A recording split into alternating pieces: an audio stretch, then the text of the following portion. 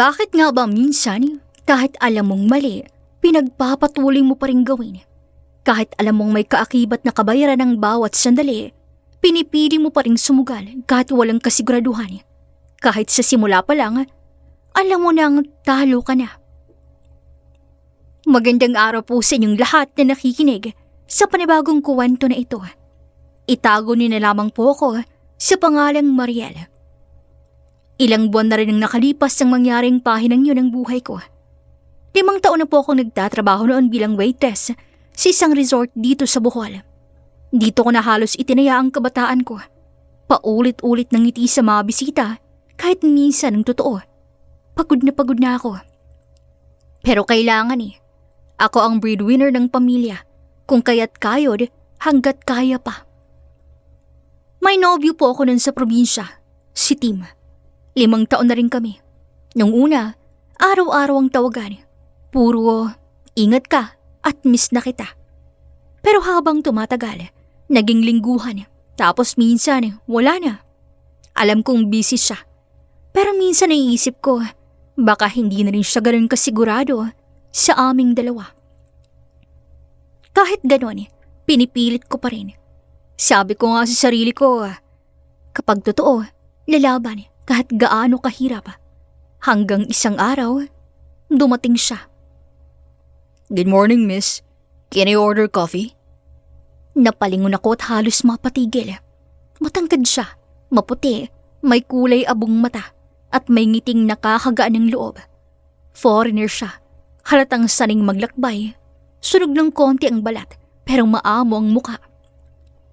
Yes sir, black or with milk? Tanong ko, sabay abot ng tray. With milk? And your smile, please. Napangiti ako kahit hindi ko gusto.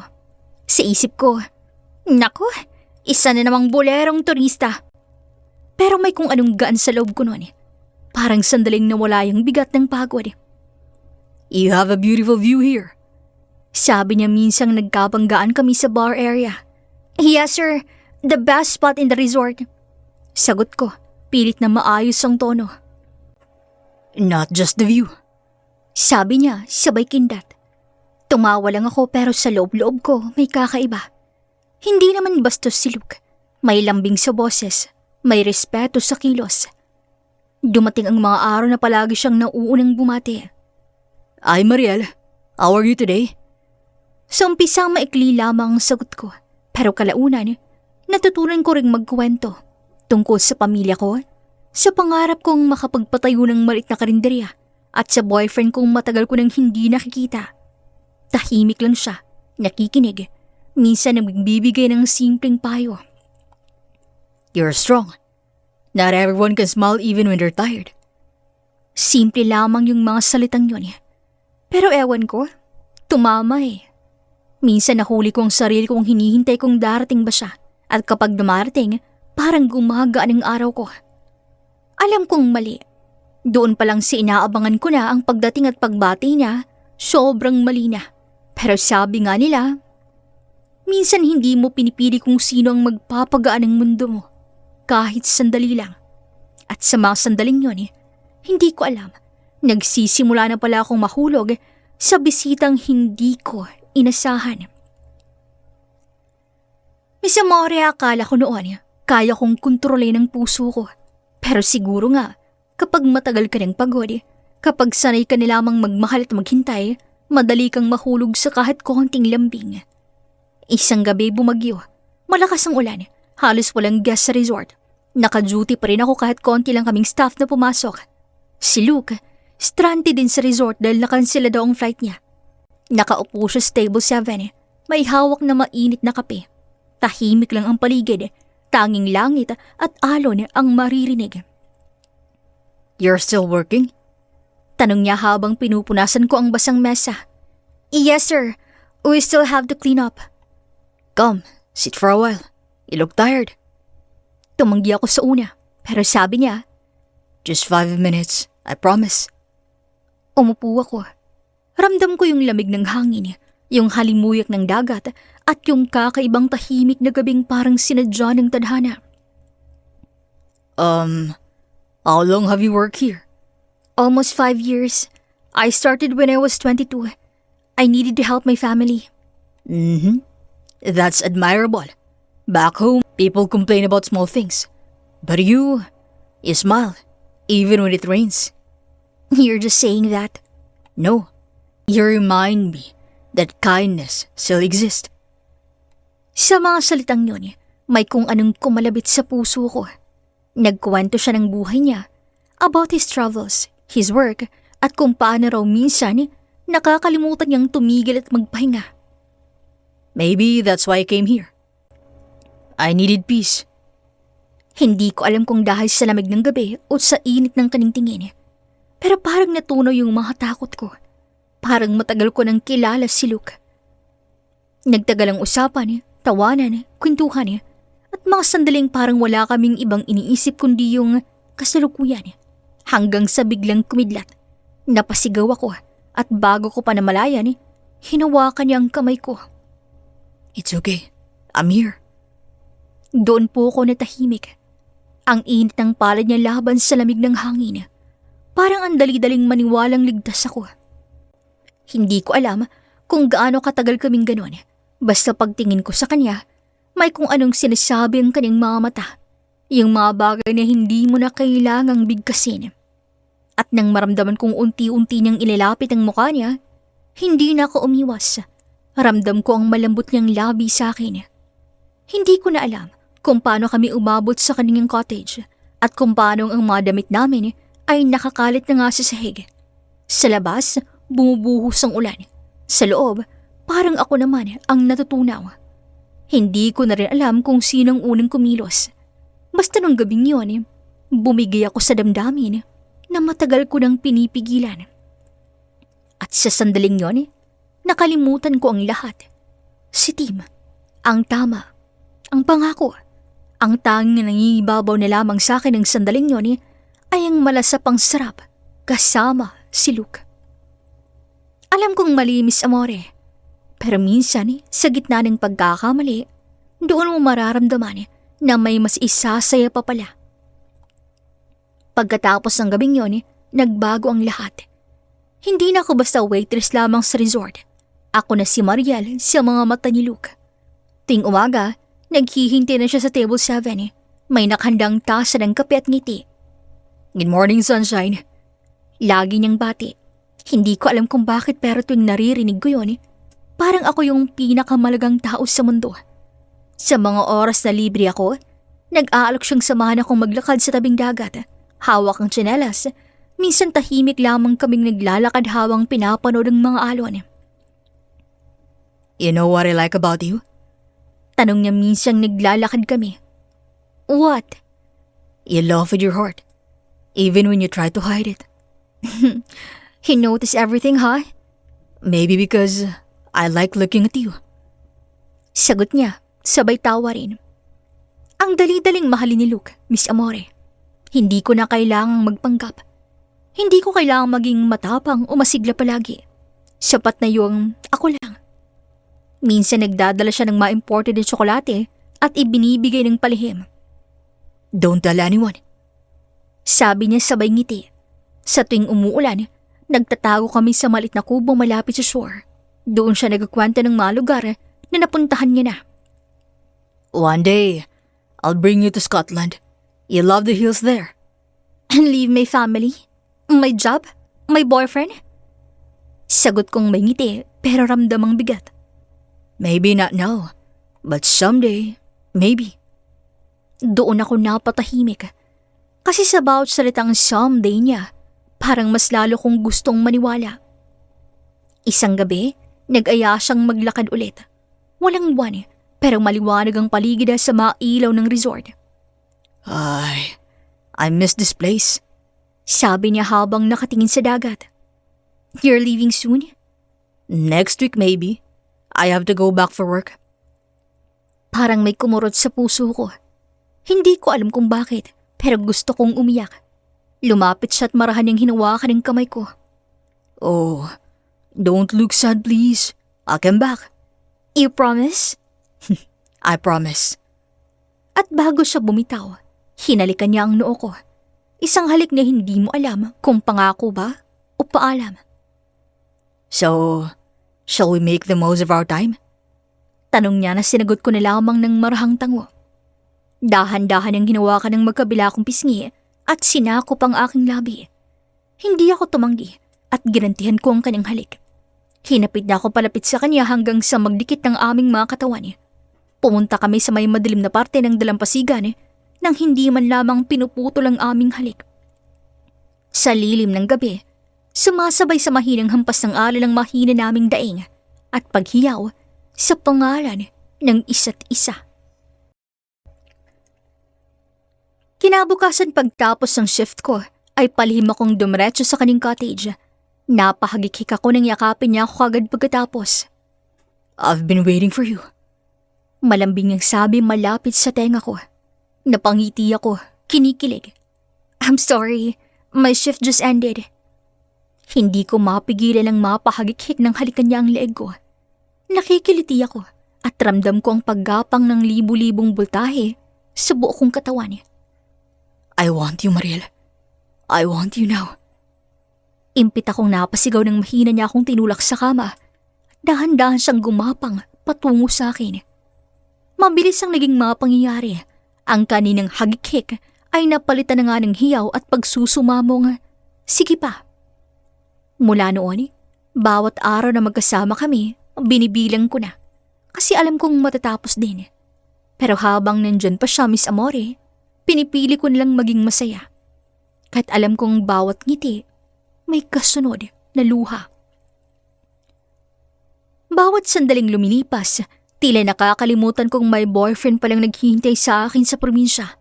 Kasabay ng pagliyab ng init sa pagitan namin ni Luke, ay ang panlalamig sa pagitan namin ng aking nobyo.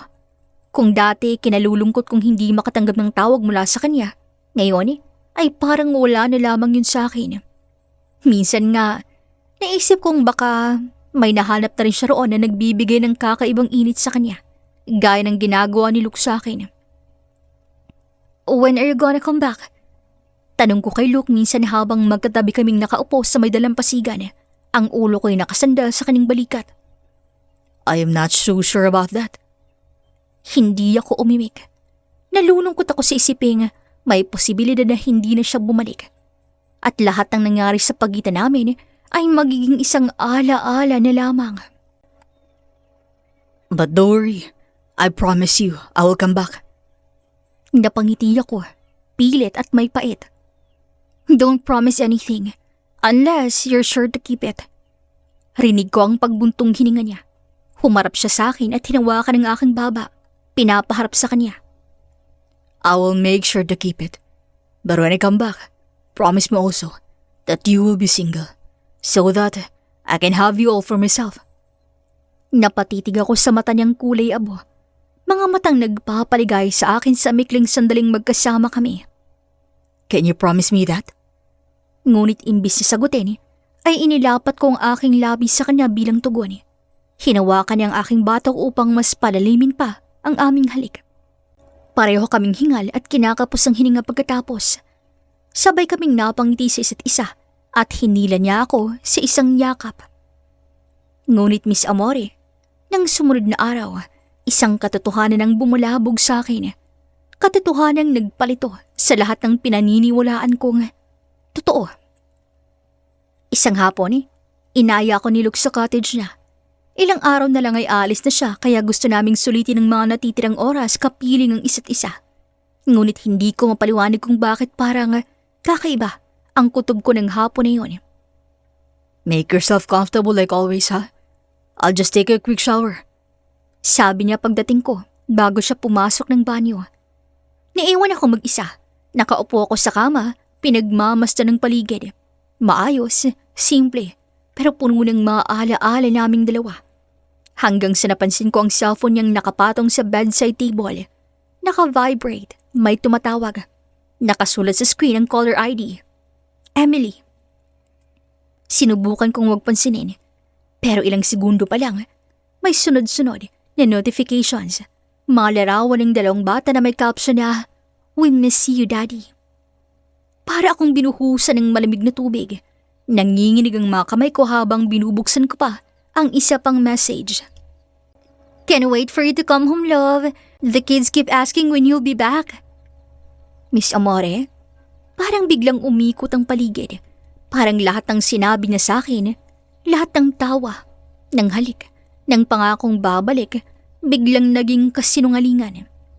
Hindi ko na malayang tumutulol na pala yung luha ko nang bumukas ang pinto ng banyo. Hey, you okay? Tanong niya, nakangiti pa habang pinupunasan ng buhok niya. Tinitigan ko siya. Hindi ako makapagsalita. Look, who is Emily? Bigla siyang natigilan. Halos marinig ko ang tibok ng puso ko sa pagitan ng katahimikan. Mabilis ang kinuha ang kanyang cellphone at nakapatingin rito. Mariel, let me explain. Explain? You told me you were single. You made me believe I was special. You are. You are special to me. But my life is complicated. Complicated? No, Luke. It's not complicated. It's called married. You have a wife and children. Hindi siya makatingin. Tumalikod siya, hawak ang ulo, at mahina niyang sinabing, I didn't mean to hurt you. I needed to feel alive again. So that's what I was to you? A reminder you're still alive? Tumula ang luha niya, pero hindi ko na alam kung awa o galit ang nararamdaman ko. Mariel, I'm sorry. I wanted to tell you, but I couldn't. You couldn't? Or you just didn't want to? Walang sumagot. Ang naririnig ko lang ay tunog ng alon sa labas at paghikbi ko sa gitna ng katahimikan. Pag-alis ko sa cottage na yon, Miss Amore, pakiramdam ko'y naiwan doon hindi lamang ang puso ko, kundi pati yung dignidad kong ipinagpalit ko sa pansamantalang kaligayahan. At habang naglalakad ako pabalik sa resort, umulan. Sabi ko sa sarili ko, baka iyon na ang langit. Nililinis ang kasalanang sinadya kong pasukin. Miss Amore, minsan pala, hindi mo kailangang marinig ang salitang paalam para maintindihang tapos na. Pagkatapos ng hapon na yon sa cottage, hindi na nga nagpakita si Luke. Araw-araw akong pumapasok ng resort, umaasang muli ko siyang makikita sa table 7, yung paborito niyang spot sa tabi ng dagat, pero laging bakante. Hanggang isang umaga, tinawag ako ng receptionist. Mariel, may nag-iwan ito para sa'yo. Isa yung maliit na sobre, walang pangalan, pero sa sulok, nakasulat lang, for Mariel. Nanginginig ang kamay kong binuksan yun. Sa loob, isang sulat ang naroon. I'm sorry for leaving without saying goodbye. I didn't have the courage to see you again. Thank you for making me feel alive again. Wala nang iba. Walang paliwanag, walang pirma. Pero hindi ko na kailangang ipagtanong kung kanino nagmula. Alam kong kanino galing. Nang gabing yun, lumabas ako sa tabing dagat. Doon sa mismong lugar kung saan kami unang nagkakilala. Doon ko binasa muli ang sulat. Doon ko rin hinayaang tangayin ng hangin ng piraso ng papel, kasabay ng lahat ng sakit, kasabay ng mga alaala naming hindi na dapat balikan. Miss Amore, hindi ko na alam kung galit pa ba ako sa kanya o mas galit ako sa sarili ko dahil pinili kong maniwala. Pero siguro, ganun talaga ang pag-ibig. Hindi mo mapipili kung kanino ka mahuhulog. Hindi mo rin mapipilit kung sino ang mananatili. Lumipas ang mga buwan, umalis ako sa resort at lumipat sa maliit na cafe sa bayan. Doon, tahimik ang buhay. Walang alon, walang masyadong turista, pero may kapayapaan. Minsan may mga foreigner pa rin dumaraan. May ilang nagtatanong kung bakit parang pamilyar ako. Ngumingiti lang ako. At ang sagot ko lagi, I used to work by the sea. Sa ngayon, Miss Amore, ayos na ako. Si Tim, yung nobyo ko, hindi na rin kami nagkaayos. Pero natutunan kong mahalin ang sarili ko sa wakas. Hindi dahil may ibang nagpaparamdam, kundi dahil may mga sugat na nagturo sa akin ng halaga ko. Kapag naiisip ko si Luke, hindi naggalit ang nararamdaman ko, kundi pasasalamat. Pasasalamat na tinuruan niya akong magmahal ng buo. Kahit sandali lang. Kahit masakit. Dahil minsan pala, Hindi mo kailangang manatili sa taong nagparamdam sa'yo na buhay ka. Minsan, sapat na yung maramdaman mo ulit kung sino ka bago mo siya nakilala. Muli, ako po si Mariel at ito ang aking kwento. Kwento ng pag-ibig na dumating sa maling panahon pero nagturo rin kung paano muling bumangon. Maraming salamat po sa inyong pakikinig.